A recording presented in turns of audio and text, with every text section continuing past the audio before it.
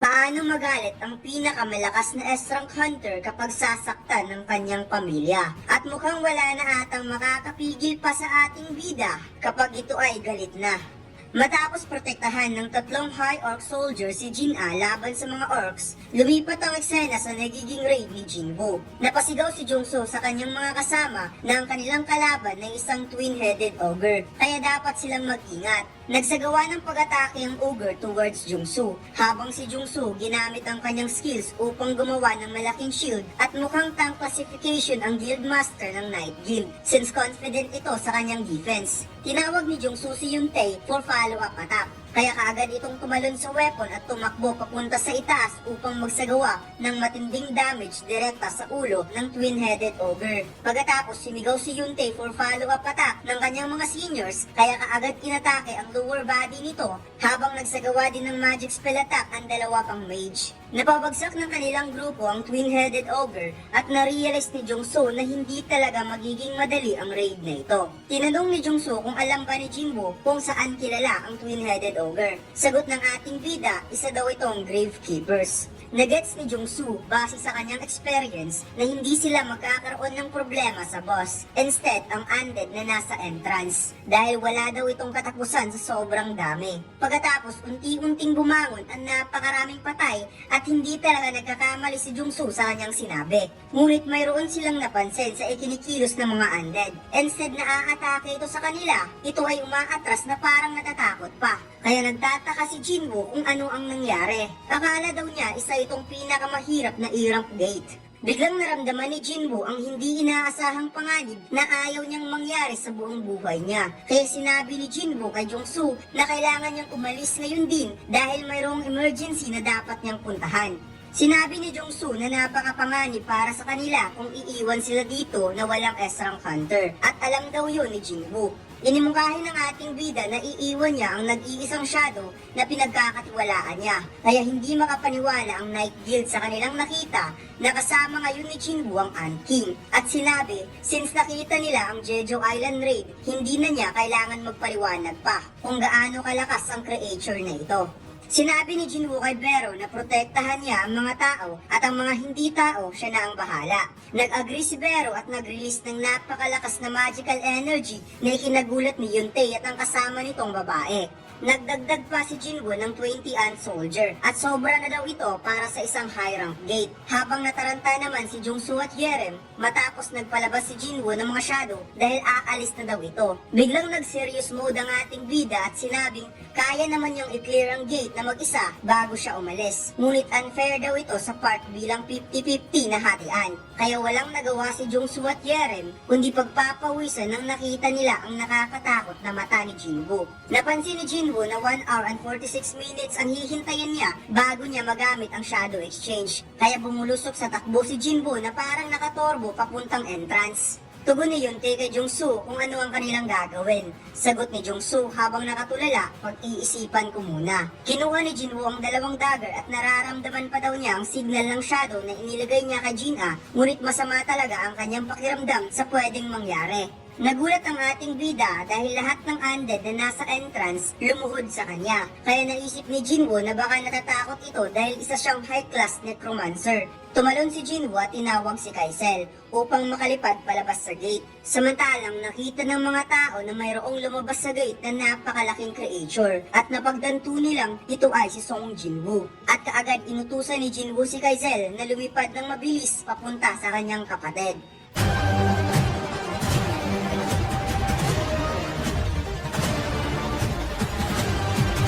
Bukan magkaroon ng Run Online Studio 4 Episode 7. Ang download link ay nasa baba. Maraming salamat, mga Lods. Lumipat ang eksena kung saan nahati ang mukha ng orc sa sobrang lakas ng tatlong high orc soldier ni Jinwoo. At kung iisipin ng tatlong ito ay mga general ni Tos nung nabubuhay pa. Hindi nahirapang talunin ng tatlong high orc shadow ang tatlong orcs, kaya hindi makapaniwala ang mga classmate ni Jin-a na iniligtas sila ng mga monster din.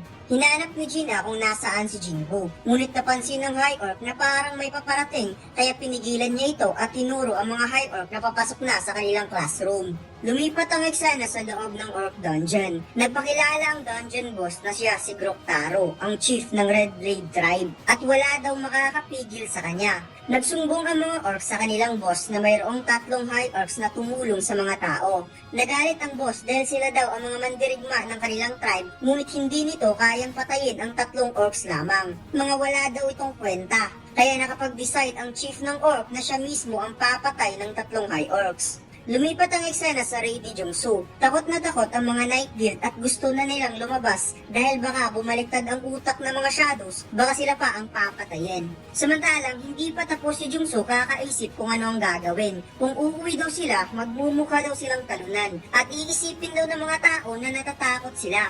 Kaya nakapag-decide ito na magpatuloy na lamang. Biglang lumapit si Bero sa kanyang harapan at kaagad namutla si Jongsu sa sobrang takot. Habang pangiti-ngiti at pinagpapawisan. Bigla itong nawala pagkatapos bumalik ulit at mayroon itong ibinigay sa kanya na sobra niyang ikinagulat na parang tinatakot siya ni Bero. Napansin ni Bero na napamove forward na ang iba ay sumunod na rin ito. Habang si Jongsu napatulala at napasabing okay lang daw siya. Pagkatapos, pagtingin niya sa ibaba, ulo pala ng Death Knight ang ibinigay sa kanya. Isang highest beast rank monster na napatay ni Bero in just a seconds lamang. Kaya napangiti siya dahil hindi siya makapaniwala kung gaano kalakas ang Shadow Soldier ni Jinwoo. Napansin ni Jongsu na parang naging komportable ang kanyang mga member at hindi na ito natatakot since nakita nito kung ano ang capabilities at kung gaano kalakas ang shadow ni Jinwoo. Lumipat ang eksena sa laban ng mga orcs. Nagawang maputol ni Groktaro ang braso sa isa sa mga high orcs habang ang mga orcs nasa tabi lang, nag-cheer sa kanilang leader. Sinabi ni Groktaro ang tattoo daw ng mga orcs, symbol of victory. Ito daw ang mga patunay na kung sino ang mas maraming tattoo, mas maraming napapatay. At napansin niyang konti lang ang mga napapatay ng 3 high orcs, subalit sapat na daw ito para ma-entertain siya sa laban.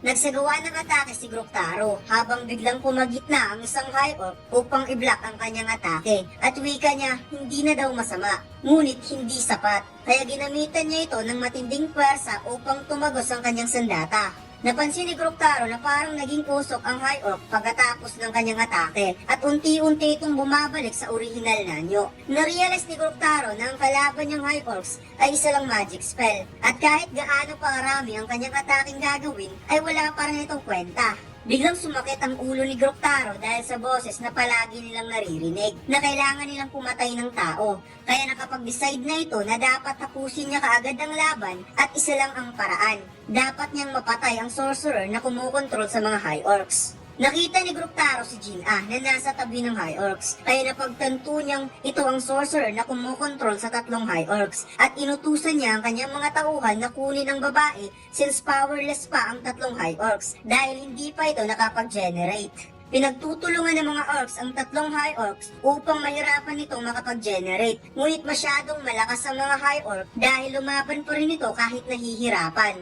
Nagawang makalapit si Groktaro kay Jin-Ah at hinawakan nito ang ulo. At sinabi na si Jin-Ah pala ang may kagagawan ng 3 high orcs at nasisense daw niya ang magical power na pinoposes nito. Piniga ni Groktaro ang ulo ni Jin-Ah kaya namilipit ito sa sobrang sakit habang napadilat ang mga mata sa sobrang takot. Biglang nasense ni Groktaro ang makaibang aura at nararamdaman niya ang napakalakas na bloodlust na nasa malayo at nasense niyang papunta na ito sa kanya. Kaya nabitawan ni Groktaro si Jin-Ah dahil nanginginig na ito sa sobrang takot. Mas lalong natakot si Groktaro nang nasa malapit na si Jinwoo dahil ang killing intent ng aura nito ay mas lalong lumalakas. Kaya sinabihan niya ang kanyang mga kasama na umatas na kaagad. Nagkaroon ng matinding pagsabog ang pagpasok ni Jinwoo at nakita ni Groktaro ang malaking creature at isang tao na may napakalakas na magical energy. Kahit natatakot si Groktaro, nagpakilala pa rin siya kay Jinwoo na siya si Groktaro, ang chief ng Blade Tribe. At wika ng ating bida, tumahimik ka, mag-antay ka lang dyan. Niyakap ni Jinwoo si Jin-Ah at napaiyak ito sa sobrang takot habang humingi ng tawad si Jinwoo dahil huli na siyang dumating at makikitang namula ang ibabang parte ng mukha ni Jin-Ah dahil sa ginawa ni Groktaro. Sobrang galit na si Jinwoo at tinawag niya si Egris upang samahan si Jin-a na bumaba kasama ang iba pang estudyante at mga shadows. Gamit ang pakpak at haba ni Kaizel, dumaan ang mga estudyante sa butas na ginawa ni Jinwoo upang makababa ito kaagad. Pinagpapawisan si Bruktaro at narealize niyang ang High Orc Soldier kanina ay galing pala yon sa taong ito at tinanong niya kung bakit nakakaintindi ito ng kanilang lingwahe. Ngunit hindi nagsalita si Jinwoo sa sobrang galit kaya nakapag-decide si Bruktaro na sumalakay. Unang sumugod ang isang orcs at direkta niyang patamaan ang ulo ng ating bida. Ngunit pasimpleng sinalo ang kamay nito at binali pagkatapos binalibag sa sahig. Pasimpleng inaapak-apakan ni Jinwoo ang orcs hanggang sa nawalan na ito ng buhay, habang ang dalawang orcs ay paatake na rin sa kanya. Ginamit ni Jinwoo ang Commander Touch upang pagdikitin ng dalawa at pagkatapos piniga niya ito hanggang sa namatay ang dalawang orcs at inihagis niya ito sa pader. Patake na rin ang iba pang orcs, habang si Jinwoo ginamit ang kanyang bilis upang pagwasak-wasakin ang mga orcs and in just a seconds lamang ubos ang lahat ng tauhan ni Bruktaro. Hindi makapaniwala si Bruktaro sa kanyang nasaksihan at biglang nahawakan ni Jinwoo ang kanyang ulo, kagaya ng ginawa niya kung paano niya hinawakan ng ulo ni Jin-a. Idinikit ni Jinwoo si Bruktaro sa pader at nakita niya ang napakaraming estudyante na namatay. Tinanong ni Jinwoo kung bakit pinatay nila ang mga tao. Sagot ni Bruktaro na mayroon daw boses na nagsasalita sa kanilang isipan na papatayin nila ang mga tao. Tugon naman ni Jinwoo kung may boses bang nagsasabing patayin din siya. Humihingi ng tawad si Bruktaro habang napapaluwa sa sakit ng paghawak ni Jinwoo sa kanyang ulo at narealize ni Jinwoo na hindi talaga siya kinukonsider ng mga monster bilang isang tao. Sinabi ni Jinwoo hindi na importante kung papatawarin siya o hindi. Subalit ipaparanas daw niya ang sakit na hindi pa nararamdaman ni Bruktaro. Lumipat ang eksena sa rey ni Jongsu. Nakarating na ang kanilang grupo sa kwarto ng boss at laking gulat nila dahil ang boss ay ang The Archlich at mayroon itong kasamang lampas 10 Death Knights. Wika ni Jongsu, sa lahat ng mga boss, ang Archlich ang pinakasikat sa lahat dahil inubos nito ang one of top 5 guild ng China, ang The Golden Dragon Guild. Kaya nagkaroon ng dungeon break. Buti na lang daw dahil kay Liu Zigang napigilan ang matinding catastrophic destruction. Ngunit napaka-imposible daw para sa kanila na talunin ito. Napansin ng kasama ni Jongsu na papunta na ang mga undead sa kwarto ng boss. Kaya sinabi ni Jongsu, isara ang pintuan. Ginamit ni Yerem ang kanyang skills, ang Holy Wall, upang ikandado ang pintuan at nag-aalala si Jongsu sa kanilang sitwasyon dahil nalagay sila sa panganib. Habang si Yerem ay sinasabing hindi niya kayang i-hold ng matagal ang pintuan. Naglalakad si Bero papunta sa boss at narealize ng Archlich na isa itong Shadow Army.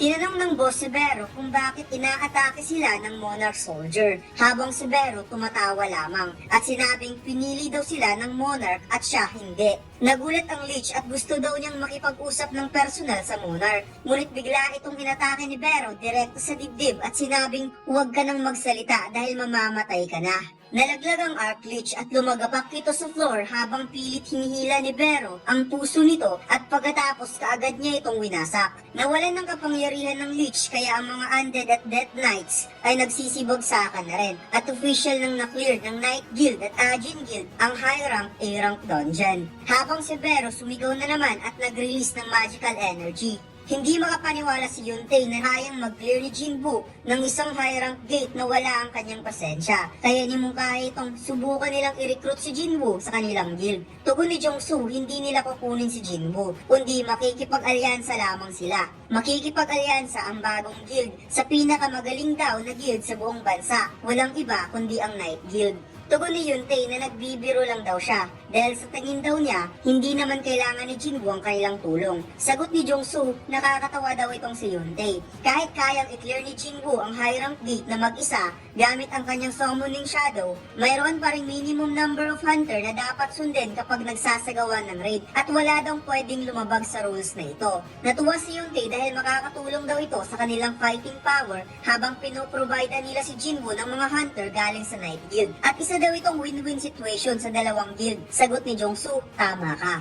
Lumipat ang eksena sa school ni Jin-a. Maraming umiyak na mga magulang dahil sa pagkawala ng kanilang mga anak, habang nagawa ng may palabas ng mga hunter ang lahat ng bangkay ng mga estudyante. Samantalang nagkaroon ng meeting si Jinwoo at ng chairman sa loob ng sasakyan. 213 students ang nakaligtas sa simula ng dungeon break, habang 10 naman ang na-rescue sa loob ng building. Ipinakita ng chairman ang graph ng pagtaas ng gate na lumilitaw araw-araw at napakalayo ang itinaas nito sa nagdaang 6 na buwan. Wika ng chairman, the more maraming gate na lumilitaw sa iba't ibang parte ng mundo, dumadami rin ang mga taong nagkakaroon ng awakening upang ma-maintain ang balance ng mundo. Ipinakita ng chairman ang papel kay Jinwoo at ito ay official documents contract ng iba't ibang bansa katulad ng Russia, USA, France, China at kahit Middle East gusto nang kunin si Song Jinwoo. Kaya naaalala ni Jinwoo si Michael Corner na gusto siyang i-recruit bilang hunter ng US. Wika ng chairman,